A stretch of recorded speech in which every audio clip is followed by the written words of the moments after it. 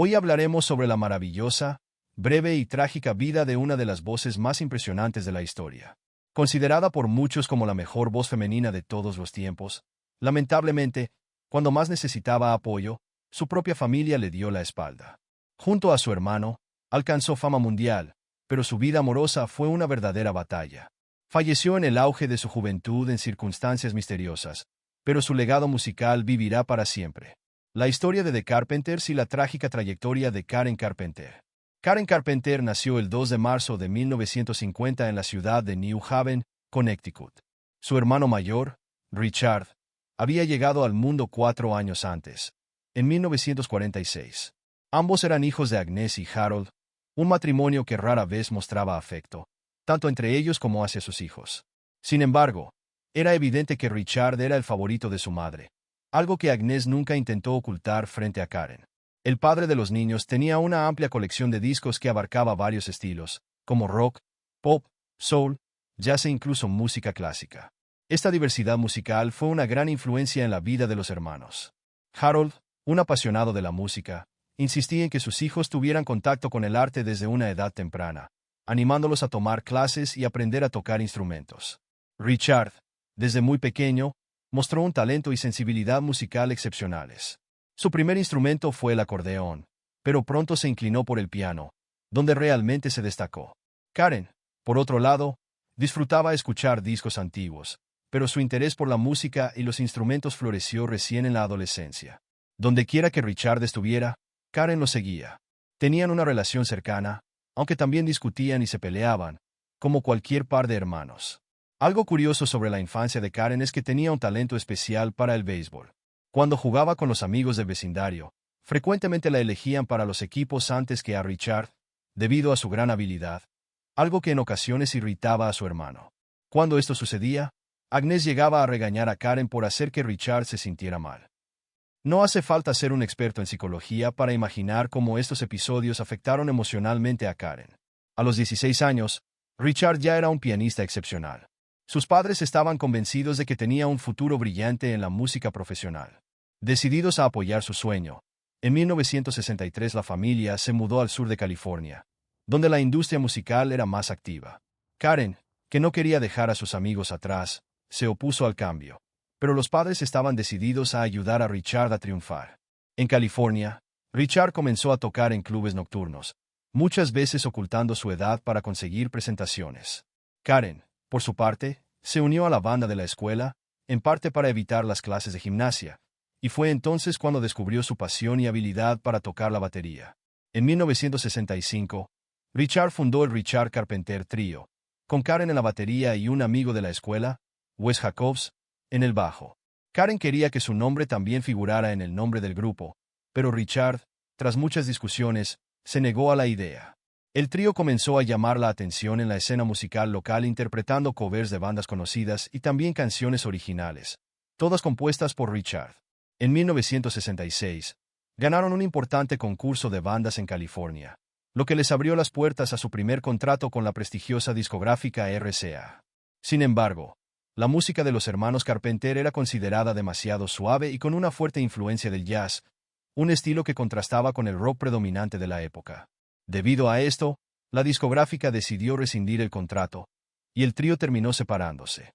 Richard, decidido a continuar, formó un nuevo grupo llamado Spectrum, modificando el estilo musical e incorporando armonías vocales más elaboradas. A pesar de estos cambios, el nuevo grupo tampoco tuvo éxito. Sin embargo, la evolución musical de los hermanos continuó, y Richard se dio cuenta de que Karen no solo era una baterista excepcional, sino que también poseía una voz dulce y armoniosa. A partir de ese momento, decidió que con Karen como vocalista principal, el grupo tendría mayores posibilidades de alcanzar el estrellato. En ese entonces, Karen tenía 17 años y pesaba alrededor de 65 kilos, lo que la colocaba ligeramente por encima del peso considerado ideal. Decidida a adelgazar, inició una dieta y perdió aproximadamente 5 kilos. Todos la elogiaron, afirmando que lucía espectacular, pero Karen continuó con la dieta, lo que resultó en una pérdida de peso aún mayor. A principios de 1969, los hermanos tuvieron un golpe de suerte cuando un amigo llevó una cinta demo con sus canciones a una discográfica. Herb Alpert, el renombrado trompetista y propietario de AM Records, quedó impresionado con la voz única de Karen y les ofreció inmediatamente un contrato. Como Karen tenía solo 19 años y aún era menor de edad, sus padres tuvieron que firmar el contrato por ella. El 9 de octubre de 1969, los Carpenters lanzaron su primer álbum, Offering. En este trabajo, Richard aún asumía gran parte de las voces principales, pero eso cambiaría en los proyectos siguientes. Lamentablemente, el álbum no tuvo gran repercusión. La dirección de A&M Records presionó a Alpert para que despidiera a los hermanos, pero él insistió en darles otra oportunidad, un gesto que permitió al mundo conocer a uno de los grupos musicales más emblemáticos de la historia. Curiosamente, Herb Alpert está casado con la cantante Lani Hall, quien interpretó la famosa balada Corazón Encadenado junto a Camilo Sesto, un dato interesante para los amantes de la música. Fue Alpert quien sugirió a los Carpenters grabar una canción llamada Closet to You, que ya había sido interpretada anteriormente por artistas como Richard Chamberlain, Dionne Warwick e incluso por el propio Alpert, pero sin mayor éxito.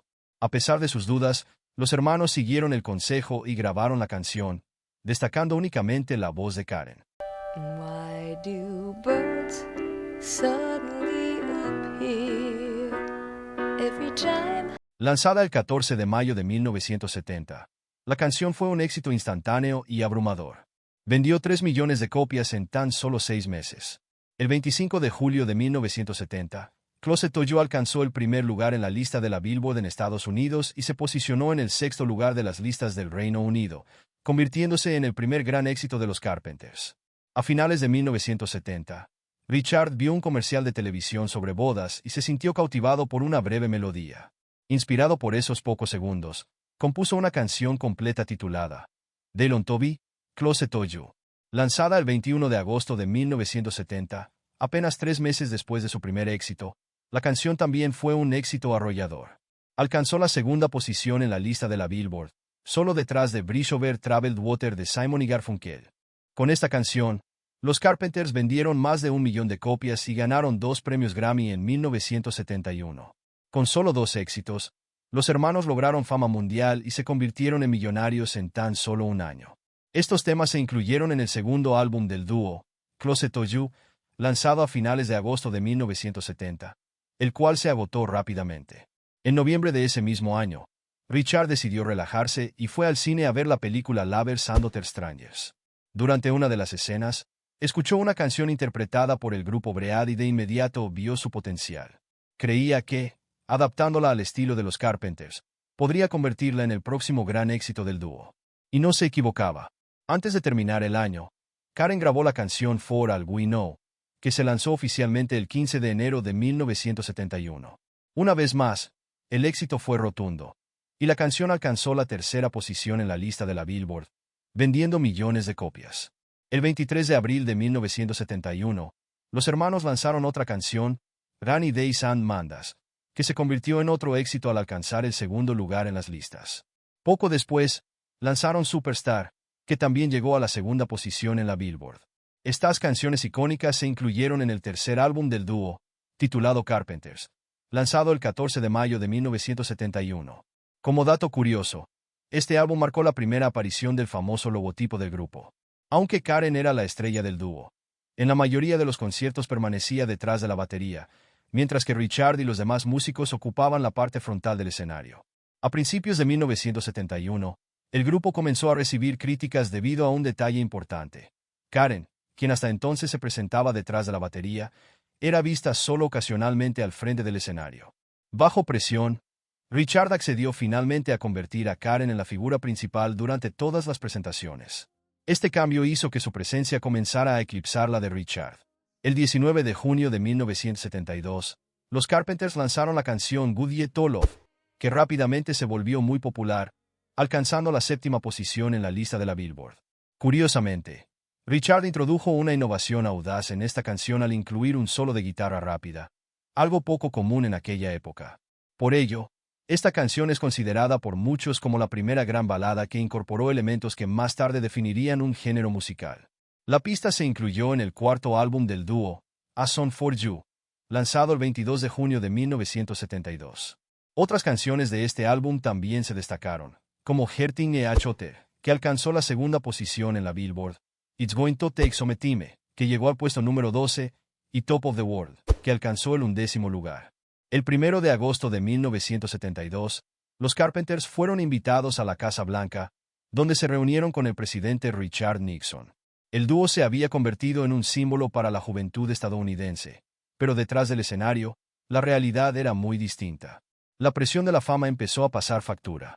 Richard desarrolló una adicción a la metacualona, una droga altamente adictiva que en ese momento era legal en Estados Unidos. Por cierto, quienes hayan visto la película El Lobo de Wall Street recordarán esta sustancia, ya que juega un papel importante en la trama. Karen, por su parte, fue profundamente afectada por un artículo que insinuaba que tenía sobrepeso. Al analizar la foto que acompañaba la nota, ella creyó que el comentario tenía sentido. Este episodio desató en ella una creciente obsesión por controlar su peso, algo que se convertiría en una lucha constante y preocupante. A pesar de los desafíos, Richard continuó aprovechando al máximo el talento vocal de Karen. El esfuerzo valió la pena, ya que todo lo que los Carpenters producían se convertía en un éxito. El 1 de mayo de 1973 lanzaron el álbum Now, que incluyó canciones destacadas. El sencillo Sin alcanzó el 3er lugar en la lista de la Billboard, mientras que Yesterday Once More llegó a la 2ª posición, convirtiéndose en uno de los mayores éxitos de la carrera del dúo. Sin embargo, la situación de Karen empeoraba. Para 1974, había perdido mucho peso, consumía grandes cantidades de laxantes y escondía comida para evitar comerla. En ese momento, su peso ya rondaba los 45 kilos. Aunque tenía una personalidad fuerte y ayudaba a los demás, como cuando prácticamente obligó a Richard a tratar su adicción, Karen se negaba a admitir que su extrema delgadez era un problema de salud. Atribuía todo al estrés, pero en realidad sufría de anorexia nerviosa, una enfermedad poco comprendida en aquella época. Karen usaba ropa en capas para disimular su delgadez, pero el deterioro de su salud era evidente. A pesar de ello, los hermanos continuaron trabajando intensamente y lanzaron su 6º álbum, Heroism, el 6 de junio de 1975. Este álbum incluyó otro gran éxito del dúo, Please Mr. Postman, que llegó al 1er lugar en la lista de la Billboard y al 2º lugar en las listas británicas. Otra canción destacada fue Only Yesterday, que alcanzó la 4ª posición en la Billboard. A principios de 1975, la extrema delgadez de Karen generó rumores de que podría tener cáncer. Además, comenzó a usar jarabe de ipecacuana para inducir vómitos, intensificando aún más los daños a su cuerpo. A pesar de esto, su familia evitaba admitir públicamente que Karen estaba enferma y necesitaba ayuda, mientras ella luchaba en silencio contra una condición que pocos entendían. En 1976, la carrera de los Carpenters comenzó a perder fuerza, lo que se reflejó directamente en las ventas de su 7º álbum, A Kind of Hush, lanzado el 11 de junio de ese mismo año. Aunque incluyó buenas canciones como This Is a Kind of Hush y Need to Be in Love, las ventas estuvieron muy por debajo del éxito de sus trabajos anteriores. A pesar de esta caída, los Carpenters dejaron un legado innegable, con 150 millones de discos vendidos en todo el mundo y un lugar grabado en la historia de la música. La voz de Karen, reconocida como una de las más dulces y memorables de todos los tiempos, sigue siendo un testimonio de su talento. En 1979, Richard decidió enfrentarse a su dependencia de las drogas y se internó en un centro médico especializado. Durante esa pausa, Karen vio la oportunidad de cumplir un sueño que tenía desde hacía mucho tiempo: trabajar en un álbum como solista. Se dedicó completamente al proyecto, grabando 12 canciones que se alejaban del estilo tradicional de los Carpenters. Este álbum exploraba influencias del disco y otros ritmos más dinámicos que desafiaban su voz. Karen estaba fascinada con el resultado, pero cuando presentó el trabajo a Richard, él reaccionó con frialdad. En reuniones con la discográfica, todos optaron por archivar el álbum, lo que sumió a Karen en una profunda depresión. Parecía que solo le permitían cantar lo que Richard y los ejecutivos querían. Incluso Quincy Jones, el reconocido productor, intentó convencer a los empresarios para que lanzaran el álbum, pero sus esfuerzos fueron en vano. La realidad era que Richard sentía celos del éxito de Karen sin su participación.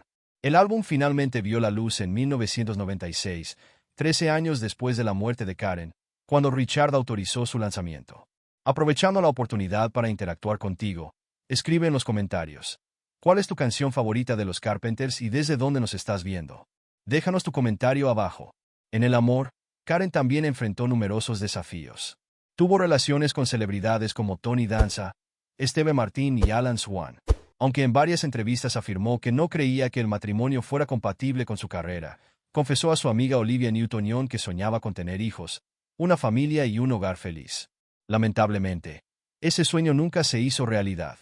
A principios de los años 80, Karen conoció a Thomas James Burris, un agente inmobiliario, en un restaurante.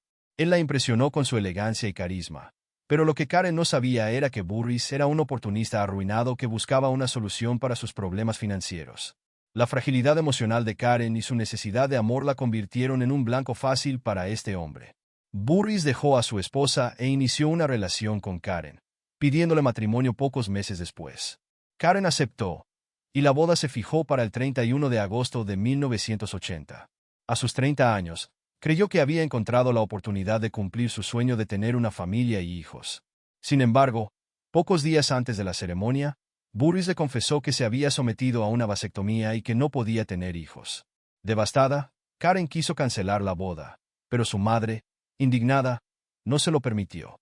Argumentó que ya era demasiado tarde, que las invitaciones habían sido enviadas y que los familiares de lejos ya habían comprado boletos. Karen, siempre buscando la aprobación y el amor de su madre, cedió ante la presión y se casó en contra de su voluntad. El matrimonio rápidamente se convirtió en una pesadilla. Burris comenzó a gastar el dinero de Karen en lujos y extravagancias innecesarias. Además, la sometió a humillaciones constantes, tanto físicas como psicológicas. Hay quienes creen que Burris jugó un papel importante en el deterioro de la salud de Karen. La presionaba continuamente, diciéndole cosas crueles como llamarla un saco de huesos y asegurando que podía contar todos sus huesos. Estas palabras hirientes hicieron de la vida de Karen un verdadero infierno. En menos de un año, Karen pidió el divorcio, pero el daño emocional ya estaba hecho, contribuyendo a los problemas de salud que eventualmente acabarían con su vida de forma prematura. Aunque ya estaba extremadamente delgada, Karen buscó nuevas formas de seguir perdiendo peso.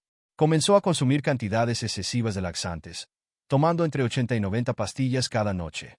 También empezó a usar medicamentos para la tiroides, a pesar de que su glándula funcionaba normalmente, con el objetivo de acelerar aún más su metabolismo. Los amigos más cercanos de Karen estaban profundamente preocupados por su condición, pero no sabían cómo ayudarla. Mientras tanto, sus padres insistían en que estaba bien y consideraban su obsesión con la dieta un asunto privado que debía tratarse exclusivamente en el ámbito familiar. En 1981, desafiando los consejos de sus padres, Karen buscó ayuda profesional y viajó a Nueva York para iniciar un tratamiento con el psicoterapeuta Stephen Levin, autor de un libro sobre trastornos alimentarios. Después de algunos meses de terapia, Levin convocó una sesión familiar con los padres de Karen y Richard para explicarles lo grave que era su estado. Como parte del proceso de recuperación, les pidió a cada miembro de la familia que le dijera a Karen que la amaba. Richard y su padre lo hicieron sin dificultad, pero su madre, Agnes, cuyo amor era el que Karen más anhelaba, se negó.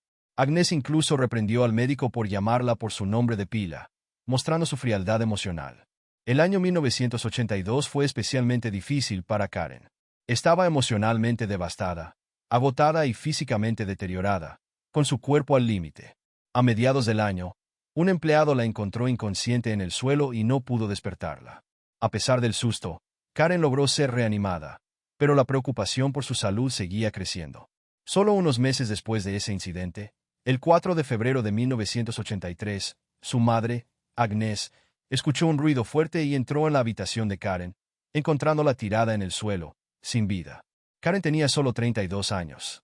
Karen se había vuelto dependiente del jarabe de ipecacuana, un medicamento utilizado para inducir vómitos en casos de intoxicación. Sin embargo, desconocía que el uso prolongado y en grandes dosis causaba un efecto secundario devastador. El medicamento debilitaba gradualmente los músculos del corazón. Finalmente, su corazón no resistió, llevándola a un desenlace trágico e inevitable. En 1989, 6 años después de su muerte, la cadena CBS lanzó una película para contar la verdadera historia de Karen Carpenter.